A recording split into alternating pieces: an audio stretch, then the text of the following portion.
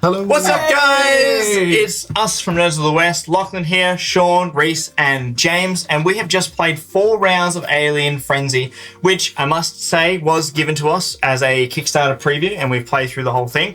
It is coming out next week, Wednesday the 14th, over on Kickstarter, and the description is down below if you want to jump over there and have a look, because it was fantastic. We've just played 4 rounds. We've played 2 at the base game, and we've played 2 with the expansion. Sean's going to explain a little bit about what the game entails, and then we're going to jump into a review and give you our thoughts. Yeah. So in Alien Frenzy, it's a simple card game where it's played in 2 different phases. So phase 1, you'll get a hand of 7 cards to begin, and then you'll be playing out those cards. There's either action cards, which I'll give over to Reese to find. So there's some action cards which allow you to do various things like steal cards off other players, reverse the progression of play, so how it's going around the table. You can look at the deck and then manipulate which cards come out, all that sort of stuff, until the UFO card is found. So at the start of the game, you'll have 1 UFO card in the supply deck. When that is found, then we start phase 2, which is the invasion phase. So this is, instead of going through the supply deck, you now draw out of the alien deck, the invasion deck, and you will be getting aliens. Now, when you get an alien, you have to use a character card to fight said alien. There's different colors of character cards. If you match the color of the character card with the alien, you get to get the benefit of the phase 2 effect, which is generally to get an extra card or potentially make another player at the table fight that same alien, all that sort of stuff.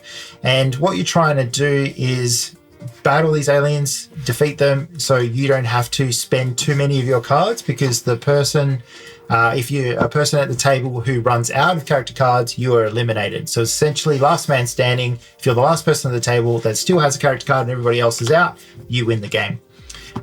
There's a bunch of different aliens. Aliens do different things, like mimics will basically mimic the color of the next alien that comes out. You've got stealth aliens, which you can't use the color of the cards to match with.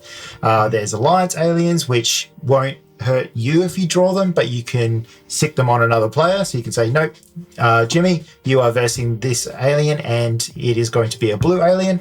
There's heaps of different stuff when you get into the expansions, and most of those are expansion cards. So yeah, great game. Yeah, played over 2 phases. Phase 1, which is preparing for the invasion, trying to get as many character cards as possible. And then phase 2, which is where you actually fight them, which you're fighting the aliens, but also you're trying to be the last person standing. So you're also throwing different spanners in the works for your other players at the table. Super fantastic player interaction is there. So with that brief introduction of what Alien Frenzy is all about, we're going to talk about what we really enjoyed about the game, how we enjoyed like the art, the gameplay, some of the mechanics, what we think could be done a little bit better. But we'd like to hear your thoughts below as well. So I think as far as the art, pretty great. Yeah. Does a really good job of separating your colors. Sean's pulled out a gray card, which grey cards don't actually do anything. Bad example for the start. But you've got your blues, reds, and they all work into your mechanics as well. So everything is sort of color-coded. They've all got their own separate symbols, so it's easy to see what you've got without actually looking at your cards. There is a lot on the cards as well when you are getting down to the nitty-gritty, because there's a phase 1 and a phase 2. But if you're at a quick glance and you've got your hand, you can always look at the top left and you kind of see what you've got coming up without actually having to look at the full text. Anyone else got any praise or ideas? While I liked the art for like all the cards have like the reverse, it's got the arrow. That's immediately what you think of as like a reverse in Uno, right? Like. The one thing I actually found unsettling was the large eyes on the people. And it wasn't like deal breaker, but it was just like it's just weird. They look like the aliens. Yeah, like that's it. I think sort of plays in with the theme of the game. Yeah, I think so. a little bit of an uncanny nature to it. Yeah. But I really enjoyed. I think that all of these characters are actually based off of friends or family or whatever around. Maybe they've been renamed because I believe one of the characters is the developer, but the character has been renamed. Yeah. But in saying that though, everything's got like a fun little blurb that goes with it, which made it quite comical. The little Yeah, quips. yeah. If you actually sit there and read it, just a bit more for sure. I want to add to that because I'm not a big fan of like little flavor text. I always find it a little bit corny, but even though they're actually quite funny. I think it fits the style of the game really, really well. It definitely doesn't take itself too seriously. Yeah. It is just about aliens coming to invade the planet. But like this character here, which we've got Nathan Richardson, is a connoisseur of expired food and proudly calls it aged cuisine. And I think we laughed quite There was a good couple of chuckles. quite a good couple of, not just like a little couple of chuckles, but some definitely out loud laughs from the jokes that are actually on the card.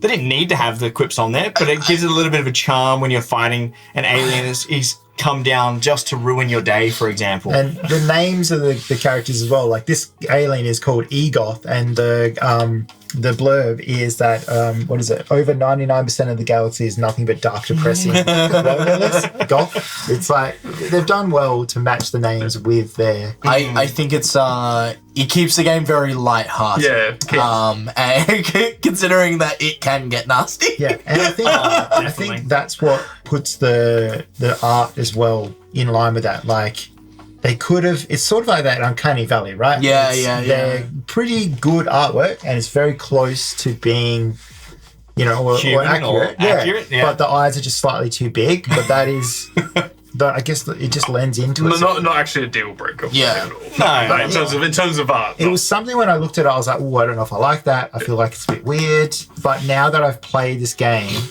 I actually think it fits. I think the art is good. Yeah. It's turned me around on it. Yeah.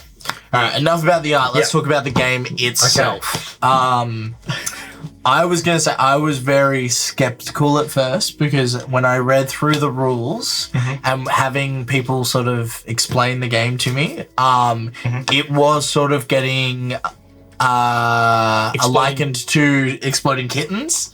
And for those who don't know, we're not particularly a huge fan of Exploding Kittens. Because you've played it all to death. Yes, yeah. But coming in and sitting down and actually playing, this is, while there's elements there, this is such an interesting and fresh take on that, where I find like there's actually a bit of strategy here. And that's what we were starting to uncover with our last playthroughs and adding the expansion in and being like, oh, this is why you want to add UFOs into the deck and play around and act. Like I felt there was actually like a level of depth starting to be uncovered. And overall, the actual like gameplay loop's actually really rewarding and fun. Yeah. So, that's my 2 cents. I mean, I was interested in like the 2-phase aspect of it because the first phase is trying to build and create a deck, but that can be over immediately and you can go straight into the invasion phase. The invasion phase is really where the game starts. That's the real crux of this card game. And unlike Exploding Kittens, there's a lot more backwards and forwards. There's a lot more playing your opponents and take that and just trying to be like, oh, well, maybe you don't have any more red character cards, but you're never fully out of it. If you play your cards right, you can definitely play them in a certain order that would benefit you. So there is definitely that level of strategy, even though you're at the mercy of the deck, there is a level of strategy that you can use the cards that you've got to better yourself. And then once you get over that little slump or that little hump, then you might find that you've gotten an even better hand and you've just made it over that little slump because you played it just right. And then now you're in front, but then everyone else as well is going to be focusing on someone else, and taking someone out is generally good, but didn't feel too long either. I like Exploding Kittens, when you get knocked out, it's like you're out and you're out for a good while. I felt like this was, everyone stayed in for a good amount of time that you were still playing. It's not like you're out, you're done. Guess what? just stand on the sidelines for the next 20 minutes. Yeah. This was like, we all held on for as long as we could in the second phase, which is like a testament to the game of that second phase of just, it's not just, you've got to do something with your cards. It's not just at the mercy of the deck to stay in it. You don't. It's like holding on to cards for the right moment, but when is the right moment as well? Like, so sometimes it's better just use your cards and keep going. That first game, I went in with like 6 characters into the second phase, and I thought, oh, that's how the game should be played. You want to get as many characters before you're going. No. Don't do that. Have actions because you can do it before the alien. Yeah.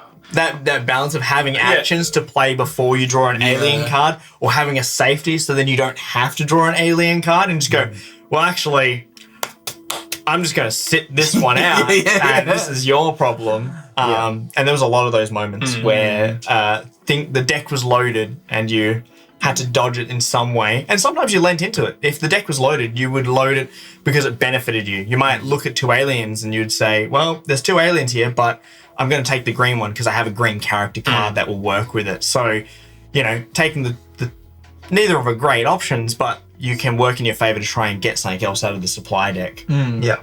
And even if you get hit with the UFO, the first UFO, you're not out of the game. Yeah. Like that's the thing. Like, yeah, sure, you got to fight the 3 aliens that come with 3 cards you got to deal with. You could get really lucky, or you could be really unlucky. Like, I had it on the first and second game, and I think everyone who fought an alien straight up, it kind of, if you have at least 3 character cards, does set you up a little bit, because then you rotate out of those cards into new cards. Yeah. And you've taken 3 cards. Yeah, sure. Taking cards and losing your character cards puts you at a deficit, but doing it all straight away, then you're churning through and you're getting other options that you didn't have when you set up in the preparation phase. And you can do some cool stuff with it. I like that you're playing 3 turns in a row, but on the third one, you can use a character that will deflect it to another character, to another person at the table. So, like, if it was going you, then Reese, you could deflect it to Reese. He'd have to fight that alien. And then after you're done with your turn, it goes to him and he's playing another turn. Yeah. So he's now had to do 2 aliens in a row. Yeah, and the more you deflect, the less resources they've got later on. That was my favourite mechanic, to be honest, deflecting. Yeah, deflecting was great. I like the mimics; they were awesome, and also the relaxers as well. You're just holding out for a relax to hope just to catch a breath, and that was hard because it's like there's going to be aliens. You just have to be prepared for it. There's not that many relaxers, and there's not that many relaxers, and it is really a breath of fresh air when a relax comes up. You're like, oh, thank God, because the ratio is so swayed. It's almost like only 8 cards have relax on it as well. Yeah, it's pretty crazy. But then some of them have like the bonus of getting extra cards. Yeah, so like, when you get plus ones, there might be 3 of those. Yeah. And the plus 2, there was 1. All right. So with that, let's get the board out and let's put it on there. Let's do it. This board is a list of all the games that we've played over this year, and we've put them on in a tier list of what we would rather play over another. Some games are heavy Euros, some are Ameritrash, but sometimes you want to play an Ameritrash over a Euro game because it gives you that theme and excitement. You might want to play a card game over a board game that takes a lot of setup. So we rank our games on what we'd rather play over other things, and not what is better than something else, because you can't compare apples to oranges. I've got my position ready, so I know where I was looking at it the entire way through that we were playing. Here is the top down for what we've got. We got to fix the white balance on this because, the exposure. It's hard, It's white. It's very exposed. We could just paint it. It's just a whiteboard. Yeah, we could just make it brown. I have my place that I think I know where I would like to put it. I don't know if you guys have got yours. I'm pretty happy, But with all that said, I did really enjoy Alien Frenzy. It was a pleasant surprise. I think it does things better than Exploding Kittens in the amount of player interaction, the speed of play, and also you're not going to get eliminated straight away. You've always got something that you can do, and you're not just at the mercy of the deck. So I think I would put it just above Pyramido. Okay.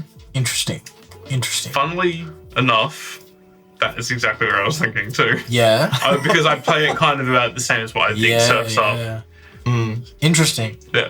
Okay. It's lighthearted. It's easy to get out there. Quick to set up. My closest comparison would probably be like Trick Draw, which is another card type of game. Because the setup for this is really simple.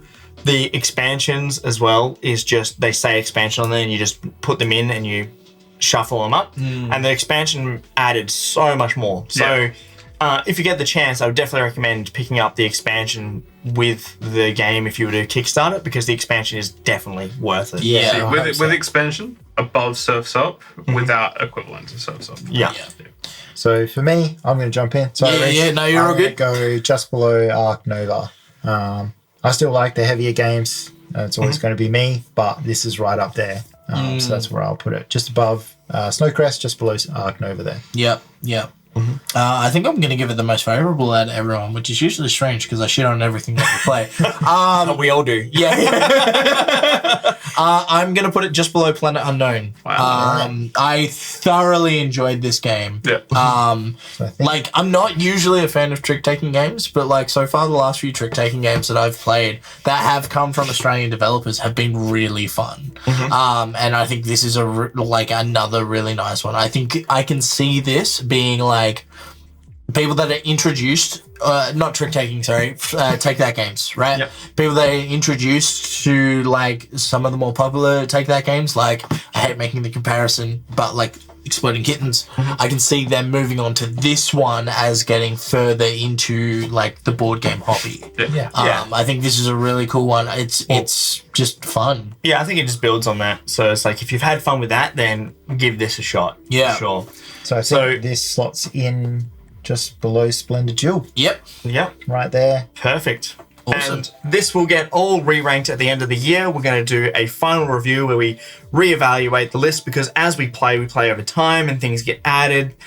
We might want to play something else again. We might want to have another shot or have other opinions. And there's only 4 of us that played it today. We're going to need to get some more nerds to get their play in, to then get their opinion as well. So this all gets re-ranked at the end of the year when we do our end of year special stream, where you can come and chat with us as we re-rank the entire board.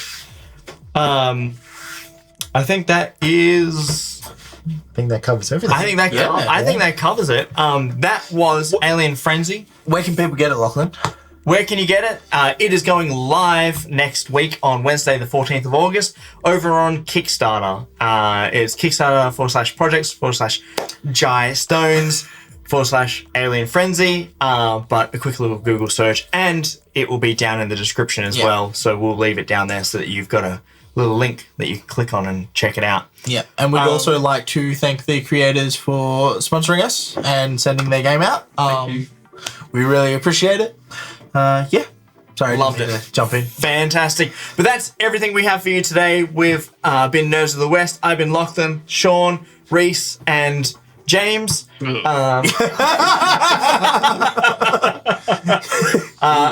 I hope you enjoyed that, and we'll see you next time. We are going to jump out of here and play some more games, I think. Yeah, so that's good. catch you next time. See you guys.